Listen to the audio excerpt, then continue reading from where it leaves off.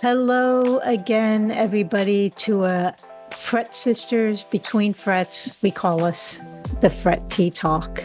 And we're here again talking about great stuff, dropping some knowledge today. Uh, we're here. Welcome to Between Frets, a space where female musicians meet and discuss all things music. I am Jenny Jam, and I am here with the Fret Sisters.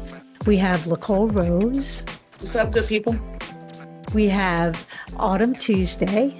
Hello, everybody. And Shawn Marshall. What's good? And what are we talking about today? How dropping a single a week is positive, can help you. What was our title again? Pros and cons of dropping a single a week, or dropping a single a week, or... There we go. I want Nicole to start this off because she came up with this great topic, and I think everybody needs to hear it. I think this topic is a good one to piggyback off of our previous Fret Tea Talk shadow banning. I've been on YouTube a lot watching indie artists and how they blow up, and a lot has come up on my timeline of people dropping a single a week. Mm-hmm. And again, these are indie artists. These are people who, they may not be too proficient, but they know how to use, their Logic, their GarageBand, make simple beats, in their home to keep the cost down. And even if they venture out, they're not spending a lot to buy a beat or a track, maybe $50 here and there. And what they're doing is, instead of doing albums, because even with popular artists, major artists, albums really aren't the move nowadays. I mean, they are becoming more popular again with Beyonce's like 37 track, Cowboy Carter, and Taylor Swift's 52 track Eras thing. But for the most part, people are dropping singles. Mm-hmm. And so even the popular artists. Mm-hmm. And so if you have a 10 album or a 12 album, track list, instead of spreading that, they're dropping one of those a week. So if you already have 10, there's 10 weeks of content right there. Mm-hmm. It could be of the same genre, a different genre, and you're getting different artists. And what you're doing is they're doing little snippet videos for TikTok and Instagram, which you would normally do for an album anyway. Mm-hmm. Except you promote that one song for that week, move on to the next. And then, and then maybe during week 5, you bring back week 1 song. Mm-hmm. And for an example, there are people who became popular with this called Nick D, Russ, and someone you may know named Connor Price, who had the song this year called Up. I was down, but now I'm up. I don't know if y'all know that song, but he became popular doing this song a week. So I just want to see if y'all think that's something that y'all be interested in or to do. Maybe if you have an album coming out, maybe spread those 6 songs out for 6 weeks, to get hits. What do y'all think? Yeah, I believe that sounds like a great idea because when I'm listening to you about that, and it's really good content, that if you drop it on a Friday, let's say the average, well, everybody works every day, but you drop it on a Friday and then the next Friday and the next Friday, it's because we've been discussing how people think. Mm-hmm. And it's always new, and they probably recorded all of that their album already, but they drop it once a week to stay popular. Yep. And to be in the media. And it's yes, we have Spotify, we have others, but it's not only that, it's YouTube, it's their concerts, it's a lot of content, and their videos on YouTube's big also. Mm-hmm. That because of the video, and of course TikTok. Those are the two, and Instagram. And you can build right that, but dropping it every week, I've noticed that too. I'm like, wow, this thing just had something last week. Yep. Now, when you speak to another generation, it'd be the whole entire album would come out, and you love the whole album. Every song, let's say Earth, Wind, and Fire from back in the day, there was nothing on their albums that were bad, or Shaka Khan, for instance, or Journey. Every song was great, so you'd buy the whole album. But now, people, it doesn't seem like they're listening to the whole album all at once. They want it every week. They want to feel, it's like some kind of dopamine hit, just every week, something new. So it's the minds of people now that it's just the way it is. So you have to follow the way it is. when the topic came up, I remember listening to a podcast and they had a guest on there. They were talking about how they're releasing in January and they're going to be releasing the whole album, but that they have content already created for the next 6 months.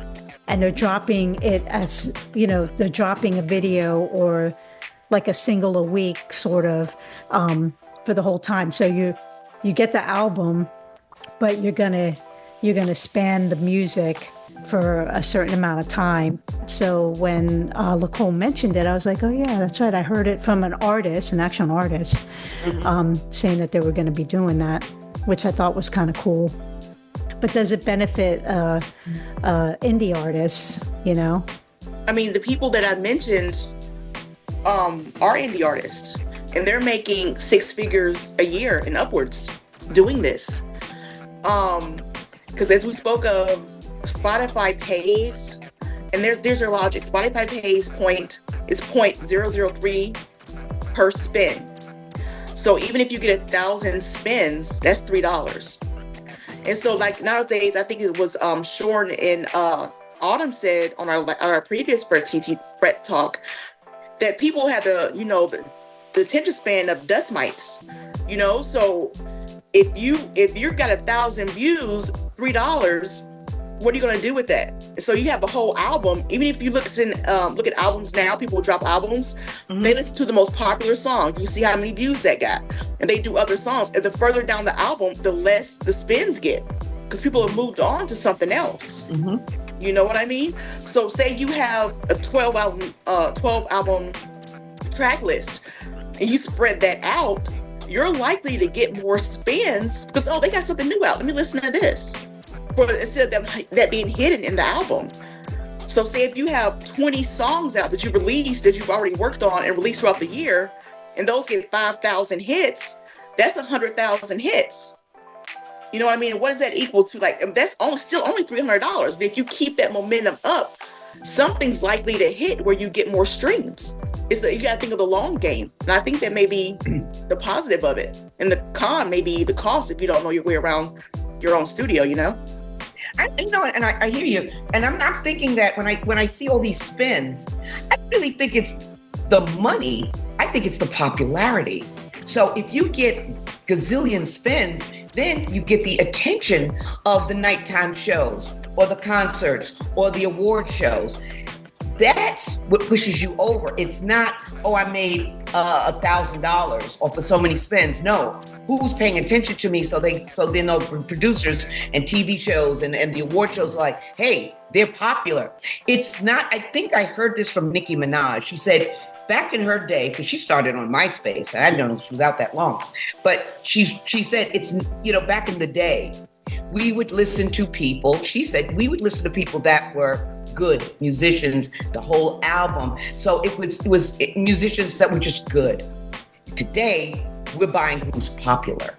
That was her word. And I said, oh wow, I see her point. That it's the popularity with all of the streams. It doesn't matter, Spotify, Apple Music, YouTube. It's your popularity that will get you over to the concerts and again. And so that's what I think they're striving for, is the popularity more than the $3 coffee. Yeah, I want to switch it or get Shorn's thoughts, because Shorn, you've been dropping singles for a while, right? You have a couple albums, or is it more singles? And I want to see, because you have been getting a lot of attention. Yeah, I have one album from 2019, and then I have a couple singles out, Self-Destruct, Work It, and the new one recently, Late Night Delight. How I promoted all this, it was a lot of work. I did a couple content ideas with Late Night Delight. I just did a video of myself sitting on the couch, just singing a song. You see the lyrics that I put up in the bottom so you can understand what I'm saying, the lyrics of my song. I did behind the scenes, the creative process of the song. I did, I even did some songs. I did it to perform a couple times on couple shows that I did, just get a feel of it, because it was something new that I want to bring out to give y'all a taste of what I've been up to when it comes to making new music. And I have been doing, it was a lot of hard work, especially with promoting these singles and all that stuff like that. I had to put a lot on social media as help, and also using my connects when it comes to I have DJs as part of my connects. I have radio hosts like myself, and I had different podcaster, bloggers, people that does a lot of press to promote the single. And also there is a couple legit services that can help you with promoting, because I do been looking up different playlist curators. If you have those type of contacts of those, that will help, and that has a lot of following in their playlist, and they put your song in their playlist, there's going to be a lot of people listening to it. And if more people listening to your song more than the other songs in their playlist, that leads to a good thing. That leads to editorial playlists. Mm-hmm. And I've been on couple editorial playlists from my song Late Night Delight. It went through the radio playlist for Spotify, and I have a playlist with Self-Destruct that says low key high as fuck, and that's what the title was, because my song Self-Destruct, it was a reggae track that I created unexpectedly, and a lot of people say it's low-key high as fuck. And then I got a lot of people from the Netherlands, from Amsterdam, doing that. So I was like, I get this. Those people got high listening to my song. They liked the song. I was like, okay, that's a good song you can get high to. Hallelujah. So when I looked up all these numbers and I got these numbers, I was like, I just released a song a week ago. I already made it to 3,000. And then I looked at the different countries that was listening to it. I was like, I'm seeing Amsterdam. I'm seeing a lot of people from South Africa. I've seen a lot of people dealing with in Europe. I think when they're in the UK. And I was like, oh my God, all these people from other countries outside the US is listening to my song. And I get messages saying that I really love your song. Your song display messages. And I was like, that's the whole point. All I need is to me, I was like, I only need at least one person that will like my song. And then I have a whole bunch of people listening to my song, and I was very I would say it really touched my heart, but I try not to cry. Yeah.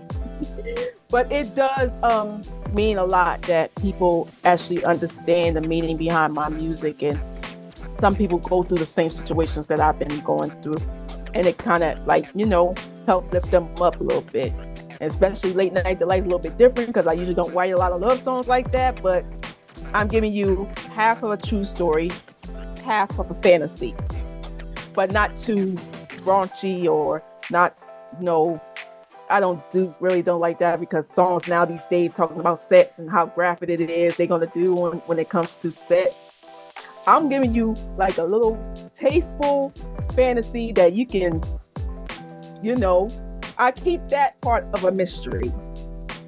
What do you think that's going to be once the late night is the light? But it's not Mamas and the Papas with the afternoon delight, when you have the nooner, which is not really is. It's not really a nooner. It's just that it's about you thinking about this person you haven't can't sleep, you want them to come over. The real part is I just want someone to hold me at night, because I be by myself and I'm forget the damn teddy bear. I want a real person to cuddle me at night.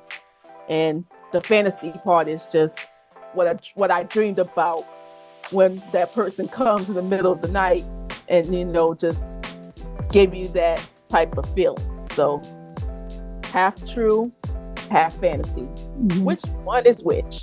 but you're telling a story. Yeah. And that connects to people. If it's real or fantasy, people relate to it. and it's being relatable, and everybody, a part of everyone has that same story or has had that experience and that connection. And it's the connection. Sean, you have it. That's great. We'll make sure to put the song link in the show notes so everybody can hear and experience it. But the playlist is what you brought up, and I know that was something that Nicole mentioned that was really important. You want to elaborate on that? The playlist is really important. That's why it's popularity, and it's also a numbers game. So your first milestone everyone wants to get to with a single is 1,000. Even though it's that $3, you can maybe get some gummy bears, but that 1,000 is what you want to get to. Yeah. And your next hit is 10,000. But say if you got a couple of thousands, that's going to spark Spotify, and you can get on the playlist, and that's where it sparks. That's when you're getting the Amsterdam, the UK, the South Africa, and you get on more playlists. Playlist is where your money comes from, because like people on Spotify, your whole goal is be on the playlist and have your Spotify Wrapped be on other people's thing. And that is the goal. So say you drop a whole album, that whole album has 2,000 hits. You know what I'm saying? If you would have dropped that EP or that album out within 6 weeks or 12 weeks, however many songs you have, and you get 1,000 hits or 20,000 or 30,000 for the songs, you're Spotify Wrapped and you're on the playlist. And then all of a sudden, hey, they know you in Amsterdam. Like, oh my gosh, who knows me in Amsterdam? Right. You know? So it's a numbers game. Definitely a numbers game. Yeah. The costs are dropping. I know, Sean, you mentioned, that it was a lot of work for promotion, but was there a lot of costs involved in, promoting your music or? Well, actually, when you dropping a single, everything, you still got to copyright everything. You got to pay $65 for one song. And then you also got to pay distribution to have them releasing all the platforms. And then before you release, like certain ones like Spotify, Apple Music, Amazon Music, you pitch your music to the editorial playlist to see if they can be able to do, is it fit for any of those playlists before it release. And then also, yes, you got to have some money on the side, in case you want to do music videos. You have to pay the videographers, the glam squad, or anything that's in charge to put your videos together. You also got to have, if you want to publish this, to do a press release to put your music out there, you got to pay that too. There is some legit companies that can help you with those playlists. That's probably about two, but you got to be careful with the other ones that they will scam you. But there is some two legit companies that they have playlists of their own that has a lot of following, and they can put your song there for they can put it in for a campaign for a month, and you get these numbers that way. But you also got to be very careful with other companies that are not very legit, and they're going to be ending up, they scamming you, and then Spotify and all these companies will notice, those things are bots. Those doesn't count as your organic streams. So you got to be careful with that as well. Same thing if you're getting videos and you're trying to promote that video on your YouTube and you're getting your views and your subscribers. YouTube check that out as well. They say make sure that's not bots. They make sure that those are not, those are organic before they count those things. So there's a lot of work. You got to put aside and release. I would say depend on how much you want to reach your audience. Oh yeah, that's including social media ads as well. You got to set a budget for that. If you want to do like a campaign for like a month, and what's your budget that you get, they will charge per click the people to click your to watch your video, or click to go on Spotify to hear your song, or a click for anything. They charge per clicks or impressions or anything like that. That's going to be, you need to put a lot of money aside to use that budget for promotion. Or like I've seen people like the people I mentioned, they've done it grassroots, grassroots way. If you once you have your whole album copyrighted, that's one big thing. So say, like I say, you have 6 songs or 12 songs, however many you're on that album. What they're doing is, like I say, they're dropping the singles, but they say they're spending a day. It's going to take work. They're spending a day to go to a different location and just shoot TikTok or shorts, because shorts are now popular on YouTube as well, not full videos. So like if you say you go outside in your backyard, you go by the pool, you do like a 30-second short with the song playing in the background, doing this, doing that, make a day of that, you have 5 videos to drop for the next week. So, I mean, you know that you have the songs ready to drop. You know you have next week, maybe Saturday, Tuesday, whatever's your day, that's your day to use your phone, because these phones have good video now. If you have your phone, or maybe your little cousin can hold the phone up while you sing, something, you have a video. But it has to be quality now. People are not looking at something where, hazy backgrounds anymore, because everyone has the capability 9 times out of 10 to do a good video, even if you're sitting on your couch. So video quality in the singles, you don't have to spend a lot of money. If you don't have it, say I spent all my money on this album and I got 6 songs. This next 6 weeks, I'm gonna have my little baby brother hold my phone up, maybe, you know what I'm saying? Say, hey, he's gonna sit there and hold this, and I got videos per week. If you want to spend the extra, $100 to promo, that's fine. But the thing is repetition. Just get under people's eyes, keep it going, keep it moving, Those are good, really good points. You said that dropping a single, how difficult would that be? A weekly thing? Is that, even realistic? And would you have to record? I mean, I'm thinking you would have to record a whole album, or say I'm going to record 15 songs and drop them throughout the year. That's the best way. And also, I think you have to time it with holidays too. If you have a complete album, let me say, no. I have Jenny Jam's album. Woo woo. And I didn't promote that well, thank you. All right. So all of the tracks on here, if Jenny Jam just releases one a week, she has longevity, and she's always brand new. Yep. If you try to do it all in one time, people forget about you. It's like, okay, we got that. All right, what else is new? And it's just the mindset. We talked about that before. And so you just record as much as you can and just drop it. Now everything's timing. It's weekends. What's the holiday? Am I going to do a holiday song? Or wait a minute, I don't want to. And then I noticed other artists say, well, if this one's big and popular, I don't want to drop my single the same weekend they do. I've heard that also. And I'm not going to, mention like Kendrick. Don't drop in Kendrick shopping. Yeah, right, exactly. Don't drop it. He's doing the halftime show along with Scissor, and I'm sure some other guests. And, they've got awards, and, they're huge. But no, there's some people you just say, oh, well, they're big. Like, who wants to drop your album, a single or album, the same weekend as a huge star? Because they're going to dominate it. So if Taylor Swift drops something, she may with the Swifties will dominate that. And if you're in, like, say you're someone like Sabrina Carpenter, who's big as well, and they're pop stars, or Dua Lipa. I'm just talking about the ladies. All right, they go, well, maybe I'll wait till next week because she will dominate. So they say, well, and that's what they do. I've been noticing that so every week there's someone else coming out with something new, although they all want to drop at the same time. It's the competition.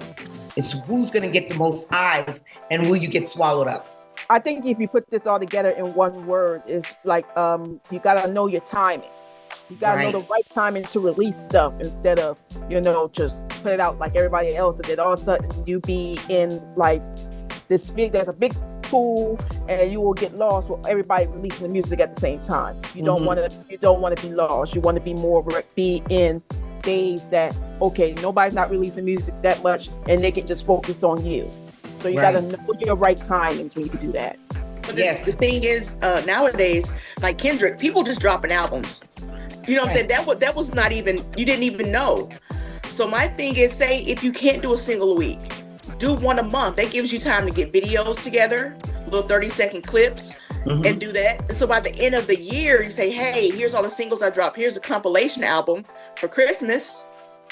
You know what I'm saying? You drop one a month, you got video content, because you have a whole month to get videos together, little clips to promote for that whole month for that song. Next month, move on to the next. I mean, there are ways to do it, because we're never going to be able to compete with the Beyonce and Kendrick and Taylor Swift. You're not going to be able to. So get your lane and work that lane.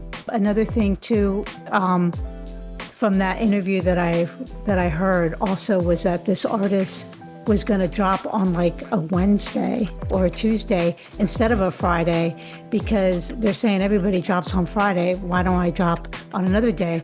Now, I don't know how that helps an indie artist, you know, or does Friday really work for an indie artist, or can you drop on a Wednesday?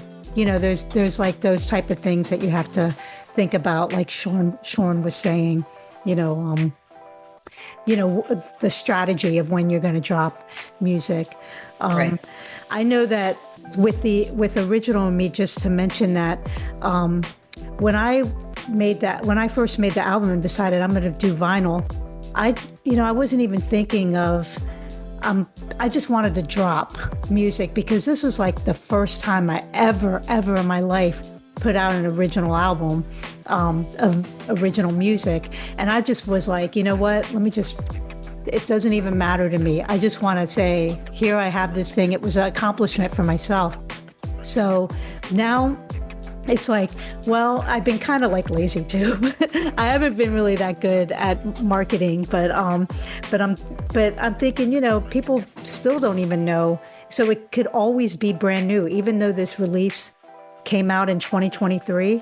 It's like people still don't know. So I can always treat it like I just dropped it, right? So whenever I get my shit together, then, you know, I could do that. But I also been working on remixes on that, which is another thing that another way of content, keeping your content, if you're really successful at your music, is to do remixes and to put your stems out to people and say, hey, remixes. I know there's one artist that did that with my producer and boyfriend Technotic, that sent them stems and said, give me a remix, you know, whatever you can do with these.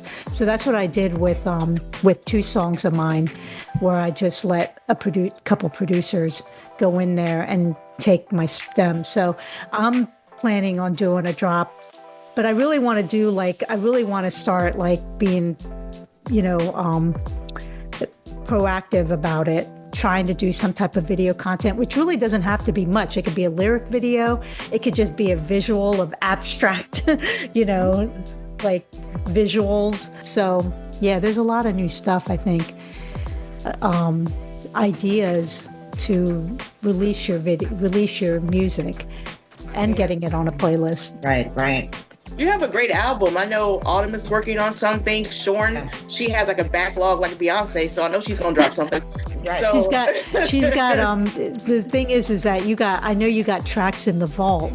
You know how they always say that you got tracks in the vault? Right. Not to be morbid, but like if you do like ever go and then it's just like you find this vault of music like that people just can keep releasing, you know? Right. Yeah.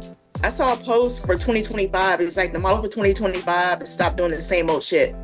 So, you know what I mean? Just like if you, Jenny Jam, you know, you have a great album, promote that shit. You know what I'm saying? Yeah, I know. I got to promote it.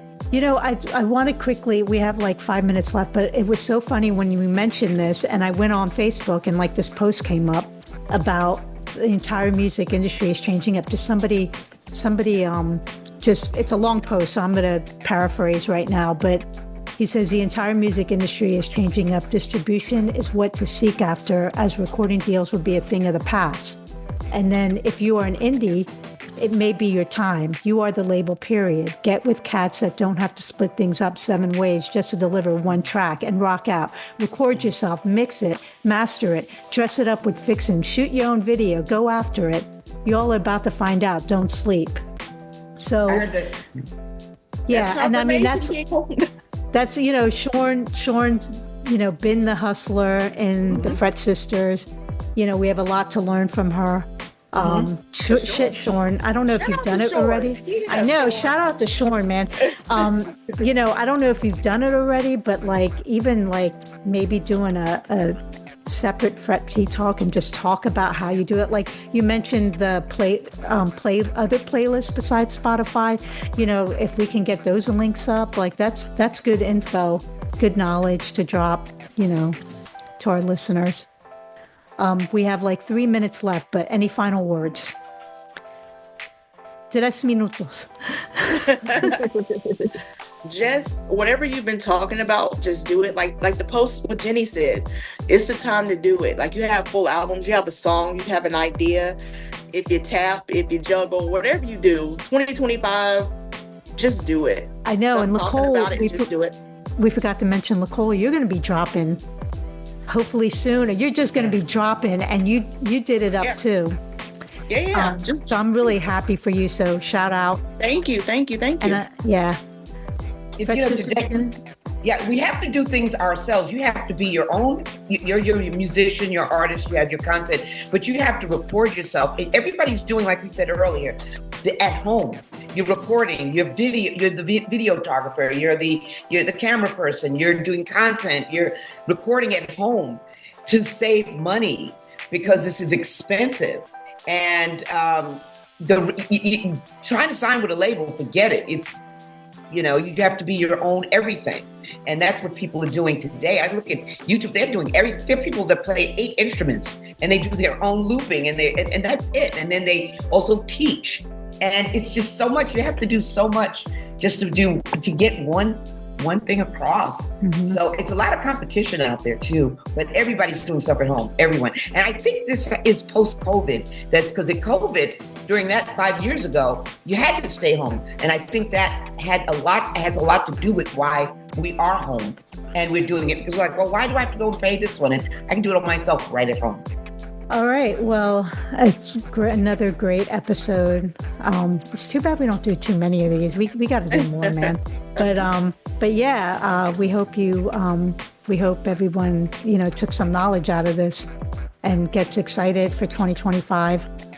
Whether this drops in 2025, Happy New Year, Merry Christmas, Merry Christmas, Happy New Year, or whatever. But we just we hope the best for our listeners and you guys too. Let's do it for another season. Sure. All right. So this concludes our Fret Tea Talk, and we hope everybody has a great year. Right. Holiday. Yeah. Holiday. Yeah. Okay. Holiday. All right. Bye. Everyone. Bye. Bye. Bye.